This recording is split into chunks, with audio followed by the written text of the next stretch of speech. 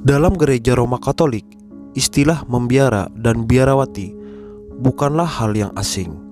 Karena memang ketika membicarakan biarawati pasti berhubungan dengan gereja Katolik. Tetapi dalam masyarakat umum, banyak yang tidak mengerti bahkan mengetahui tentang hidup membiara. Membiara adalah suatu proses yang cukup panjang dilalui seseorang untuk menghasilkan biarawan, biarawati yang berkualitas. Dalam sejarah kekristenan, abad ke-9 dan abad ke-10 adalah abad di mana gereja benar-benar dalam kondisi terpuruk.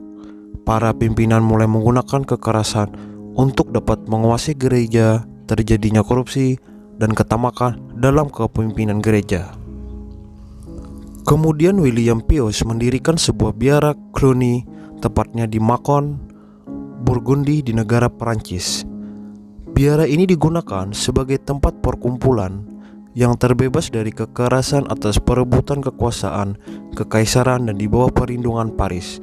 Pada zaman itu, Cluny menjadi pusat dunia spiritual karena pada masanya lebih memimpin sebanyak 2000 biara.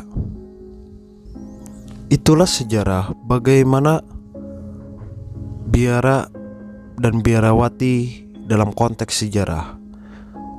Dikutip berita BBC pada tahun 2019, Paus Fransiskus mengakui adanya kasus-kasus pelecehan terhadap para biarawati yang dilakukan oleh para pastor terhadap sejumlah. Bahkan dalam suatu kasus, beberapa biarawati dijadikan budak. Pernyataan Paus Fransiskus mengemuka dalam kunjungannya ke Timur Tengah. Diperkirakan ini merupakan pertama kalinya pemimpin gereja Katolik Roma tersebut mengakui banyaknya pelecehan yang dilakukan pastor terhadap biarawati. Menurutnya, pihak gereja mengetahui kasus-kasus ini dan tengah berupaya mengatasinya. Kemudian ungkap Paus Benediktus punya keberanian untuk membubarkan ordo kesusteran yang pada tahap tertentu karena perbudakan perempuan terjadi di situ tergolong perbudakan, bahkan hingga perbudakan pelecehan yang dilakukan oleh pastor atau pendirinya.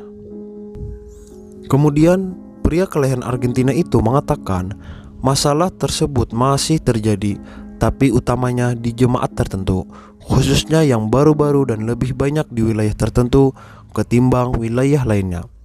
Bulan lalu, organisasi kesusteran dunia yang bernaung di bawah gereja Katolik mengecam budaya bungkam dan kerahasiaan yang mencegah mereka berbicara lantang.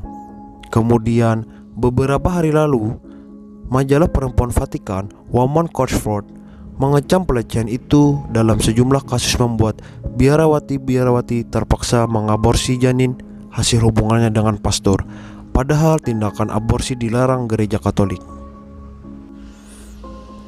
Jadi dari konteks penjelasan di atas, bahwa bagaimana sejarah perkembangan biarawati di seluruh dunia sampai adanya skandal-skandal yang terjadi di dalamnya.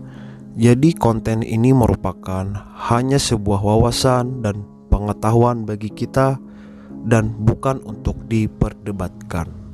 Untuk itu jangan lupa like, comment, share dan subscribe agar channel ini selalu berkembang di peredaran YouTube. Terima kasih.